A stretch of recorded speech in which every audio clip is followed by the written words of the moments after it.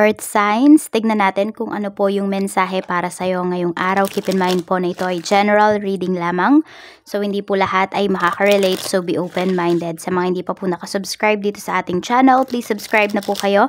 And palike na din po ng ating video. At sa mga nais pong mag-avail ng ating private readings, Lucky Stones and Amulet, makikita nyo po yung link sa description box below. Tarot Intentions by Aliana Reyes.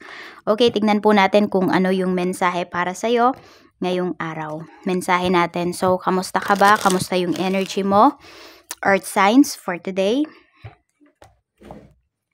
We have 9 of Cups. So, yun nga. 9 of Cups. Happy. Happy energy to. So, pwedeng may mga wishes kayo, may mga dreams, mga goals kayo. Earth signs na maayos, matutupad ngayong araw na to. Yan. So, maraming mga good news na paparating sa life ninyo ngayong araw. So, tignan po natin ano pa yung mensahe para sa'yo. Okay, pagdating naman sa family, sa bahay, we have 3 of Cups. Ayan, may celebrations. So, meron bang ikakasal dito na family members, ganyan. So, yun kasi yung pinapakita sa atin dito. Pwede rin na may salo-salo kayo ng family mo. Yan, di ba? Happy kayo ngayon. So, pwedeng mag-celebrate talaga kayo. Baka meron nga kayong goals na natupad.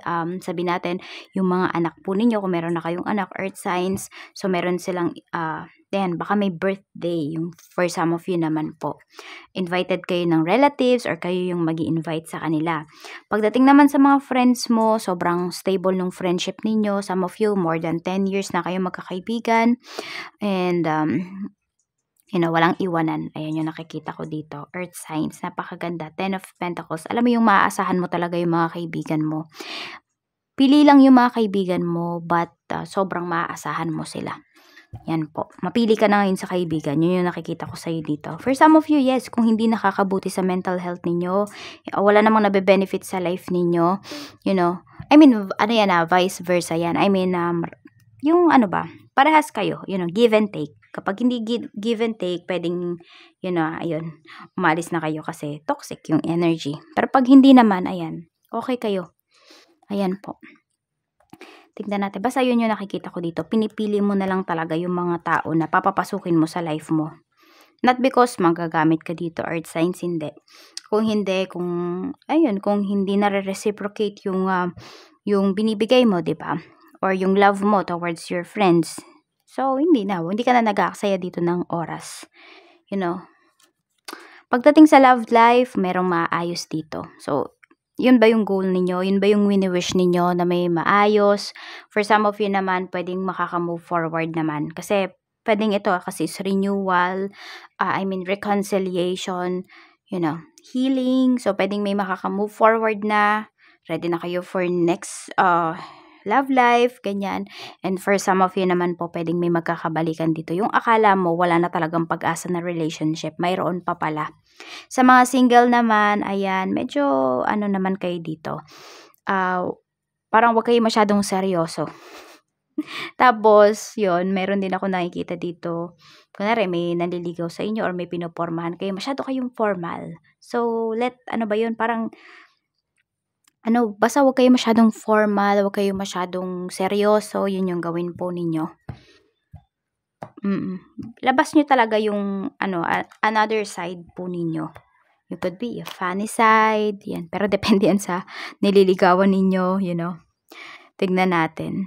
So, ayan na, mayroon pa po. Some of you, pwedeng last try nyo na to. Meron ako nakikita dito ng mga single na last try nyo na to for a relationship. So, sabihin natin kung you promise yourself na kung sino yung next na makakarelasyon mo, yun na talaga. Yan, meron kayong mga ganyang sinasabi sa sarili ninyo. Pero it depends, no? Depende yun sa taong makakarelasyon ninyo.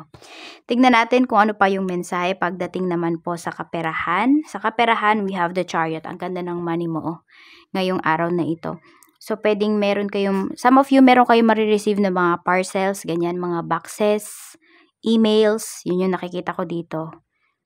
Ayan po. Tapos, di ko lang alam kung meron dito nagbe-business ng ukay-ukay. So, pwedeng meron kayong mga makuha dyan na mga valuable things sa mga binebenta po ninyo.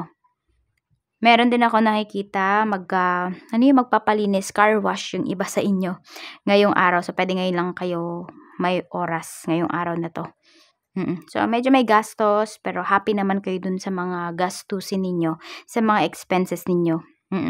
Kasi ito pwedeng nako-cover niyo talaga lahat ng mga gastusin ninyo. Kaya happy kayo kasi 'di ba nakapag-provide kayo and you are self-reliant. Check natin sa career. We have Knight of Pentacles. Sa career nyo, marami pa kayong kakaining palay. Ayan yung sinasabi sa inyo dito, Earth Signs. Kailangan nyo ding magpaka-practical.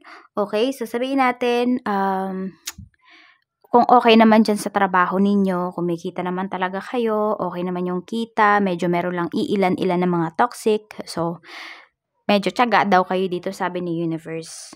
Kaya ka naman nagpunta dyan para magtrabaho, hindi naman para makipag, sa kanila, 'di ba? Makipagkaibigan, ganyan. So, wag niyo masyadong damdamin if may mga toxic talaga diyan. Yan. So, kailangan matuto kayo ditong maging deadma lang sa mga bagay-bagay.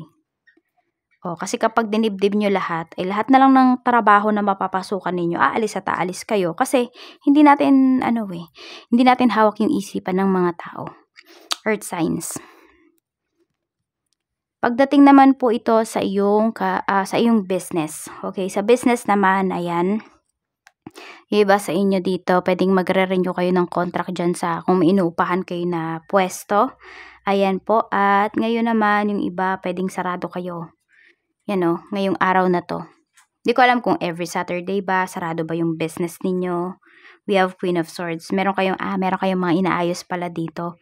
Parang gusto ninyo, bago mag next week, bago mag Monday is okay na to. So, pwedeng meron nag-aayos ng mga stocks, ganyan. So, ayun ko ba't sinara nyo yung business ninyo. So, siguro gusto nyo talaga kalmado lang.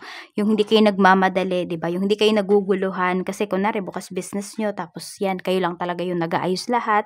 So, maguguluhan kayo pag merong, kunwari, nagbibilang kayo ng stocks, tapos may biglang bumili, yung mga ganyan. So, tignan natin. Ano pa yung mensahe? Basta meron kayong mga inaayos dito. Pwede rin naman yung pinakapwesto nyo talaga. Baka pinipinturahan, ganyan. So, di ba may mga paint na mabaho or yung malakas yung amoy. So, yun. Or kahit sabihin natin, hindi naman ganun kalakas yung amoy, pero may amoy pa rin. So, parang isasara nyo muna yung business ninyo. Ewan ko basta parang may inaayos kayo dito para ma-improve pa yung inyong business. Sa mga positive things naman po na pwedeng mangyari sa inyo ngayong araw, we have 4 of Cups. Meron tayo ditong Queen of Wands. Okay, so may mga tatanggihan kayo dito. So, baka may mga invitations.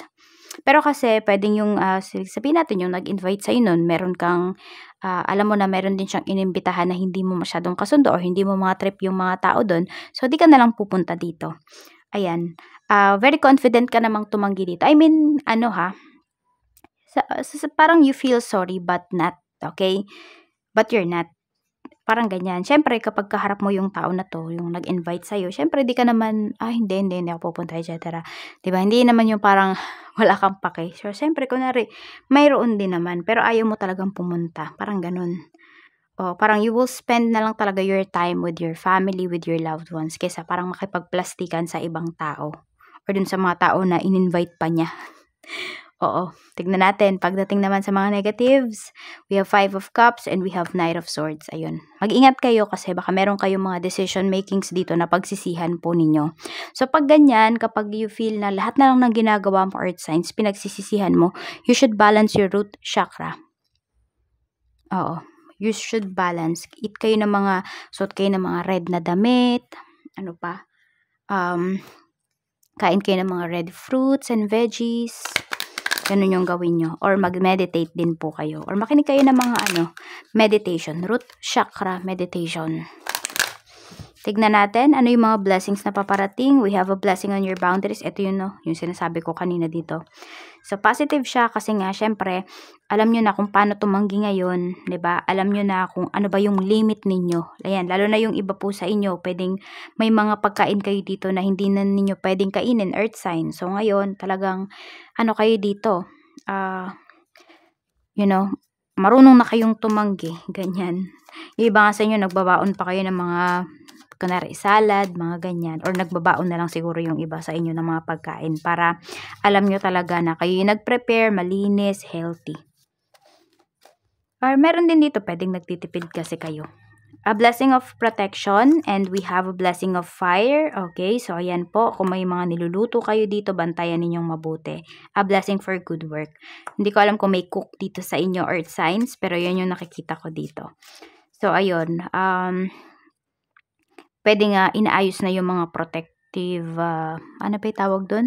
Basta yung parang kailangan handa kayo, ganyan. Di ba yung kunwari, may fire extinguisher, yung mga ganyan. May first aid.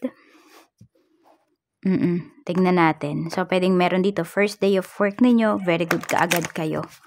Tignan natin. Or may mai-interview, hired kaagad kayo ngayong araw.